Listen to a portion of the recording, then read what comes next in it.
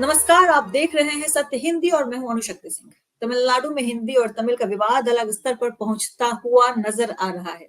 Stalin और केंद्र के बीच में हिंदी भाषा को थोपे जाने का मामला अभी गर्म ही था कि राज्य से ऐसे कई वीडियो आए जिनमें लोग हिंदी में लिखे हुए शब्दों पर काला पेंट मलते हुए नजर आ रहे हैं।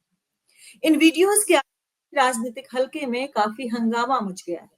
भाजपा हिंदी शब्दों को मिटाए जाने पर सवाल कर रही है, जिस पर तमिलनाडु के मुख्यमंत्री एम के स्टालिन ने भाजपा को लपेटे में लिया है। एम के स्टालिन ने एक ट्वीट करते हुए कहा है कि भाजपा के लोग यह बौद्धिक सवाल कर रहे हैं कि उत्तर के लोग अगर दक्षिण आए या तमिलनाडु आए तो जगहों के नाम कैसे जानेंगे। वे ठीक उसी तरह से नाम जानेंगे जिस तरह से दक्षिण के लोग उत्तर जाकर जगहों के नाम सीखते हैं।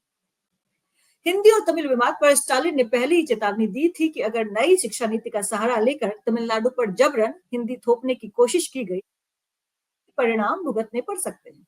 तमिलनाडु के मुख्यमंत्री एम के स्टालिन ने हाल ही में केंद्र सरकार पर बड़ा आरोप लगाया था। उन्होंने कहा था कि तमिलनाडु पर हिंदी को जबरन थोपने की कोशिश की जा रही है। स्टालिन ने तो यहां तक भी कह दिया था कि अगर हिंदी तो थोपी गई तो पूरे राज्य में जबरदस्त विरोध होगा। मोदी की सरकार को चेतावनी देते हुए खुलकर कहा था कि यह तमिलनाडु है, यहाँ भाषा की जबरदस्ती नहीं चलेगी। स्टालिन के इस बयान पर भाजपा की प्रतिक्रिया भी उतनी ही तीखी थी। भाजपा नेताओं ने इसे तमिलनाडु में राजनीति करने की चाल बताई थी। भाजपा का कहना था कि हिंदी सीखने से किसी की भाषा या संस्कृति खतरे में। केंद्रीय मंत्री एल मुरुगन ने भी कहा था कि स्टालिन केवल हिंदी विरोध को भड़काकर अपनी राजनीति चमका रहे हैं। दरअसल पिछले कुछ दिनों से तमिलनाडु में हिंदी और तमिल के विवाद ने गंभीर राजनीतिक रंग पकड़ा है। अपनी पार्टी के फाउंडेशन डे के मौके पर कमल हसन ने भी इस पर टिप्पणी। कमल हसन ने कहा था कि तमिल लोगों ने एक भाषा के लिए, अपनी भाषा के लिए कुर्बानियां दी हैं। इन चीजों से मत खेलिए। तमिल बच्चा बच्चा जानता है कि उन्हें किस भाषा की जरूरत है।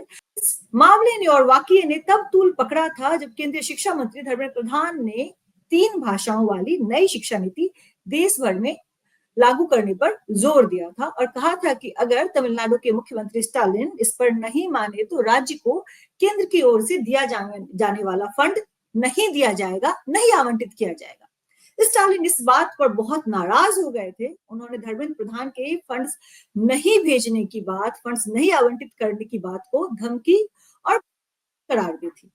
इस पूरे हंगामे की जड़ में वही शिक्षा नीति है, वही नई शिक्षा नीति है जिसके अनुसार विद्यार्थियों को 3 भाषा सीखनी ही पड़ेगी। उसमें से एक भाषा हिंदी होगी, दूसरी अंग्रेजी और तीसरी कोई क्षेत्रीय भाषा। स्टालिन का कहना है कि धर्मेंद्र प्रधान या केंद्र की कोशिश तमिलनाडु और गैर हिंदी भाषी राज्यों में जबरन हिंदी या संस्कृत थोपने की है। यह तमिलनाडु की उस भाषाई गरिमा के खिलाफ है जिसके लिए राज्य के लोगों ने काफी संघर्ष किए। इस बात पर हुई हालिया गहमागहमी में केंद्रीय शिक्षा मंत्री धर्मेंद्र प्रधान ने स्टालिन को संकीर्ण मानसिकता वाला करार दिया। वहीं तमिलनाडु के मुख्यमंत्री ने भी जमकर पलटवार किया और कहा कि पहले ही जीएसटी के जरिए हमारे टैक्स सोख लेने वाली केंद्र सरकार अगर हमें हमारे पैसे नहीं देगी तो हम भी राज्य से दिया जाने वाला कोई भी टैक्स केंद्र को नहीं देंगे। एम के स्टालिन ने सीधी तौर पर कहा था कि वे केंद्र मधुमक्खी के छत्ते पर पत्थर ना फेंके। यह तमिलों की सामूहिक चेतना को भड़काने जैसा होगा। स्टालिन की बात सुनते हुए और अब इन ताजा तरीन वीडियो के आते ही एक बड़ा सवाल खड़ा हो गया है कि मुद्दा केवल भाषा का है या फिर केंद्र और राज्य की अलग अलग राजनीति का। क्या भाषा बे तमिलनाडु की भाषाई संस्कृति और हिंदी दोनों पिस जाएंगी या फिर साथ आने का कोई सवाल भी खड़ा होगा। आप देख रहे थे सत्य हिंदी। ऐसे कई खबरों के लिए और आने वाली अनेक जानकारियों के लिए हमें लगातार देखते रहें, सब्सक्राइब करते रहें। शुक्रिया।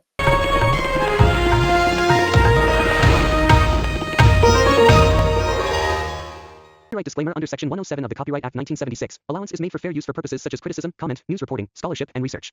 Fair use is a use permitted by copyright statute that might otherwise be infringing.